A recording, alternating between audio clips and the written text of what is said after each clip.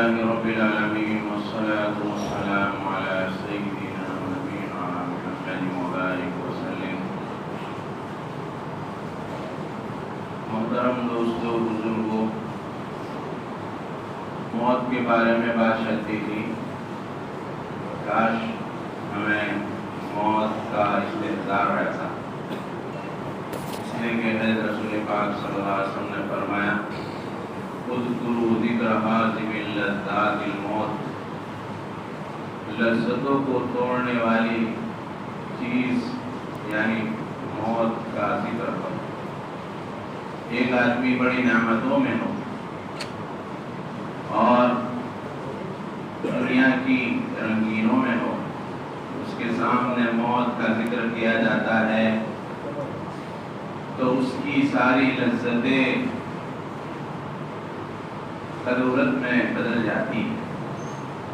اس کے سامنے موت کا تذکرہ آتا ہے تو اس کو بڑی سی بڑی نعمت کا یہ ہوتا ہے کہ یہ نعمت مجھ سے ایک دن چھوٹ جائے گی، میرے ہاتھ میں کچھ نہیں آئے گا۔ اس لیے اللہ کے رسول صلی اللہ علیہ وسلم نے اس کا فرمایا کہ اس کو یاد کیا کرو۔ آدمی تکلیف میں ہوتا ہے، بڑی مشقتوں میں ہوتا ہے، آزمائشوں میں ہوتا ہے، آزمائش میں اس کو یاد کرے تو اللہ تعالیٰ اس تکلیفوں کو اس پر آسان کر دیتا ہے۔ کوئی آدمی بڑی بلاؤں میں ہو، مصیبتوں میں ہو، اس کو کہا جائے بھائی صبر کر، انشاءاللہ ایک دن، یا خود وہ یاد کرے کہ ایک دن مجھے مر کر جانا ہے، مصیبت ختم ہو جائے گی، تو اس کے لیے یہ مصیبت دور ہو جاتی ہے۔ تو موت کو آدمی کو استحضار رہنا چاہیے۔ صحابہ کرام رضی اللہ تعالی عنہم، حضرت ابو درداء صاحب غالباً، ان کی بیوی ان کے پاس آئی اور کہا کہ تم یہاں دوستوں کی مجلسوں میں آخرت کی باتیں کرتے ہو، پتہ نہیں گھر میں تو کچھ بھی نہیں، آٹا بھی نہیں۔ انہوں نے فوراً یوں کہا اللہ کی بندی، میرے اور تیرے سامنے ایک بہت بڑی گھٹی آنے والی ہے، اس سے وہی کامیاب ہو سکتا ہے، گزر سکتا ہے جو ہلکا پھلکا ہو۔ وہ بھی صحابیات تھی، انہوں نے فوراً قبول کر لیا، چلی گئی۔ یہاں شکایت کرنا ہے یہی کہ کچھ گھر کا بندوبست کرو کھانے پینے کا۔ انہوں نے آخرت کو یاد دلا دیا، دونوں بھول گئے۔ تو ان کے سامنے استحضار رہتا تھا۔ ایک صحابی اپنی بیوی کے گود میں تھے اور آخرت کا تذکرہ کر رہے تھے۔ بیوی کی گود میں آدمی آخرت کا تذکرہ کرتا ہو، پریشانیوں کا کرتا ہو؟ نہیں، وہاں پر وہ آخرت کا تذکرہ کر رہے تھے کہ ہمیں ایک بہت بڑی لمبی زندگی کے بعد دوسری زندگی آنی ہے، اس کی تیاری کرنی ہے۔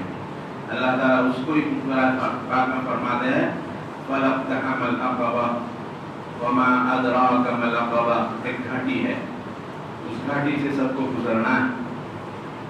آدمی مسافر ہوتا ہے تو مسافر کو اپنا راستہ تو کاٹنا ہی ہوتا ہے، اس کے بعد وہ اپنی منزل پر پہنچتا ہے۔ تو ہم سب کو اس منزل سے جانا ہے اور اس کو پار کرنا ہے۔ ہو سکتا ہے بعض آدمی بغیر سامان کے، بغیر تیاری کے جا رہے ہو اور بعض تیاری کے ساتھ جا رہے ہو۔ تو ہمیں اپنی تیاری کر کے جانا ہے۔ جو تیاری کر کے جاتے ہیں اللہ تبارک و تعالیٰ ان کے استقبال کے لیے 500 فرشتے بھیجتے ہیں اور ان کی روح کو قبضہ کرنے کے لیے بھیجتے ہیں۔ ہر فرشتے کے ہاتھ میں ایک ریشمی رومال ہوتا ہے، ان کے ہاتھ میں گلدستے ہوتے ہیں، خوشبو ہوتی ہے، اور وہ 500 فرشتے میت کے سامنے بیٹھ جاتے ہیں۔ حضرت اسرائیل علیہ السلام اس میت کے پاس بیٹھتے ہیں اور اس کو خوشخبریاں سناتے ہیں جنت کی، دیکھو تیرے لیے یہ تیاری کی، یہ تیاری کی اللہ تعالیٰ نے۔ تو وہ مردہ جس کو مرنے کی تیاری ہوتی ہے فوراً اپنی منزل مقصود کی طرف جانے کے لیے پھڑپھڑاتا ہے، بے چین ہو جاتا ہے۔ جیسے پرندے کو پنجرے میں ہو، پنجرے میں سے چھوڑنے کے لیے اس کا کھولا جائے تو کیسے پھڑپھڑاتا ہے، اسی طرح وہ آدمی جو آخرت کی تیاری کرنے والا ہو، اللہ کا دوست ہو، اللہ کا حبیب ہو، اللہ کا پیارا ہو، اپنی زندگی اللہ کو یاد کر کے گزارتا ہو، تو اس کو بھی مرنے کی تیاری کرنے کے لیے کہ میں نے تو میرے کی تیاری کی، چلو فوراً چل دیتے، ان کو پھر بیوی بچے یہ یاد نہیں آتے. اسی لیے کتابوں میں یہ منع ہے کہ جو آدمی موت کے قریب ہو اس کو دنیا کی یاد نہ کی جائے، بچوں کو، بیوی بچوں کو، اپنے مال کو اس کے سامنے نہ لایا جائے کہ بھئی اس کو پہچانتے ہو. جیسے ہمارے یہاں سماج میں ہوتا ہے کہ جو موت کے وقت ہوتا ہے پوچھتے باپ کون ہے، کون ہے یہ، کون ہے، پہچانتے ہو؟ ان کو اس وقت پہچاننے کی ضرورت نہیں، پوری زندگی انہوں نے پہچانا، اب تو اللہ کو پہچاننے کی ضرورت ہے. اسی لیے کہا کہ جب آدمی انتقال ہو رہا ہو تو اس کو لقنوا موتاکم لا الہ الا اللہ، کہ جب آدمی مرنے کے قریب ہو تو اس کو کلمے کی تلقین کرو. تو آدمی اگر کلمے کی تلقین کرتے ہیں تو ہمارے یہاں بہت سارے نحوست سمجھتے ہیں، حالانکہ تو کلمہ تو ابھی بھی پڑھتے ہم، لا الہ الا اللہ محمد رسول اللہ، اور جو پڑھتا ہے اس کو مبارک سمجھتے ہیں. تو موت کے وقت کیوں نحوست سمجھے؟ اگر وہ نبی مر گیا ہو، زندہ رہے گا تو کلمے سے موت تھوڑی آتی ہے، اور کلمے سے اگر موت آ جاتی ہے تو بہت اچھی بات ہے. تو اس وقت کلمہ پڑھنا چاہیے، دوسری چیزوں میں مشغول نہیں ہونا چاہیے. تو ہمارے معاشرے میں ہوتا ہے کہ بھئی بیوی کو آگے کیا، لڑکی کو آگے کیا، پوتے کو آگے کیا، اس کو آگے، پپا پہچانتے ہو اس کو، اماں پہچانتے ہو اس کو، اس وقت اس پہچاننے کی ضرورت نہیں ہے. اللہ تعالیٰ کی یاد دہانی کرائے. لا الہ الا اللہ تلقین کہتے ہیں کہ آدمی ایک ساتھ میں پڑھے آہستہ آہستہ، لا الہ الا اللہ محمد رسول اللہ، لا الہ الا اللہ محمد رسول اللہ، سب پڑھ کر. تو ہمیں اس کو کہنا نہیں کلمہ پڑھو، تلقین کرنا ہے. حدیث میں یہ بھی ہے، کتابوں میں بھی ہے، اس کو یہ مت کہو کہ کلمہ پڑھو. ہو سکتا ہے موت کی سختی اتنی زیادہ سخت ہے کہ آدمی اس وقت سختی میں انکار کر دے کہ نہیں پڑھتا میں، تو اس وقت اس کو یہ نہیں کہنا ہے، بلکہ سارے مل کر یا ایک آدمی لا الہ الا اللہ محمد رسول اللہ پڑھے. اور جب موت کی تیاری ہو تو آدمی کا اس کا چارپائی قبلہ رخ کر دینی چاہیے، اس کے پیر قبلہ کی طرف ہو، اور اس کے سرہانے کوئی تکیا یا اس کے چارپائی کے نیچے کوئی اینٹ وغیرہ رکھ دو تو اس کا سر ایسے ہو جائے تو وہ قبلے کی طرف ایسے ہو جائے گا. اور اس وقت ہم تلقین کرے لا الہ الا اللہ محمد رسول اللہ کی. اگر وہ زندہ بھی رہا تو فائدہ ہے، نہیں رہا تو کلمے کے ساتھ تو وہ بھی کلمہ پڑھ لے گا. اور جب ایک مرتبہ اس نے کلمہ پڑھ لیا تو پھر بار بار تلقین بند کر دیں گے. اب کلمہ پڑھنے کے بعد اس نے دنیا کی باتیں کی تو پھر تلقین کریں گے، اور دنیا کی باتیں نہیں کی، وہ خاموش رہا، چپ رہا، چاہے 10 دن تک ہو، تو ہمیں کلمے کی تلقین کرنے کی ضرورت نہیں ہے، بس اسی میں رہے. تو اس کو کلمہ کی تلقین کہتے ہیں، جو کلمے کے ساتھ. اسی لیے حدیث پاک میں آتا ہے من آخر کلامہ، من اول کلامی لا الہ الا اللہ وآخر کلامہ لا الہ الا اللہ دخل الجنہ. جس کا پہلا کلمہ، پہلا کلام، پہلی بات چیت لا الہ الا اللہ ہو اور آخری بات چیت لا الہ الا اللہ ہو، جنت میں داخل ہو جائے. ہمیں تو اس حال میں موت آنی چاہیے. الحمدللہ ابھی ہم ایمان والے ہیں، لیکن ایمان کی حالت میں موت آوے تو اس کی فکر ہونی چاہیے. حضرت احمد ابن حنبل رحمۃ اللہ علیہ بہت بڑے امام ہیں، 4 امام ہیں، امام حنیفہ رحمۃ اللہ علیہ، امام مالک رحمۃ اللہ علیہ، حضرت امام شافعی اور حضرت امام احمد ابن حنبل رحمۃ اللہ علیہ. یہ 4 بزرگوں کی مسلک پر چلا جاتا ہے. ہم حنفی المسلک ہے کہ ہم حضرت امام حنیفہ رحمۃ اللہ علیہ کا مسلک کو فالو کرتے ہیں، ان کے مسلک پر چلتے ہیں. تو چاروں پر حق ہے. حضرت احمد ابن حنبل رحمۃ اللہ علیہ کا جب انتقال ہو رہا تھا تو وہ ان کے لڑکے کلمے کی تلقین کر رہے تھے اور وہ بول رہے تھے ابھی نہیں، ابھی نہیں، ابھی نہیں. تھوڑی دیر کے بعد ہوش میں آئے تو ان کے صاحبزادے نے کہا کہ ابا ہم کلمے کی تلقین کر رہے تھے اور آپ کہہ رہے تھے ابھی نہیں، ابھی نہیں. کیا؟ تو کہا بیٹے شیطان یہاں کھڑا تھا اور شیطان اپنے منہ میں انگلی ڈال کر کہہ رہا تھا اے احمد تو مجھ سے چھوٹ گیا.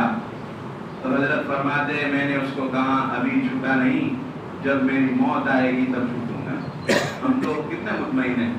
اس لیے کہ شیطان، حدیثوں میں آتا ہے کہ جیسے فرشتے آتے ہیں تلقین کرنے کے لیے، اس طرح شیطان اپنا لشکر لے کر آتا ہے اور انسان کو یہ فکر دلانے میں رہتا ہے کہ یہ مسلمان ہو کر نہ مرے، ایمان کی حالت میں نہ مرے. اس لیے وہ اپنے لشکر کے ساتھ کس طرح آتا ہے؟ کبھی باپ کی شکل میں بھی آتا ہے, بیٹوں کی شکل میں آتا ہے, دادا کی شکل میں, جو مر گئے ان کی شکل میں لے کر آتا بیٹھتا ہے.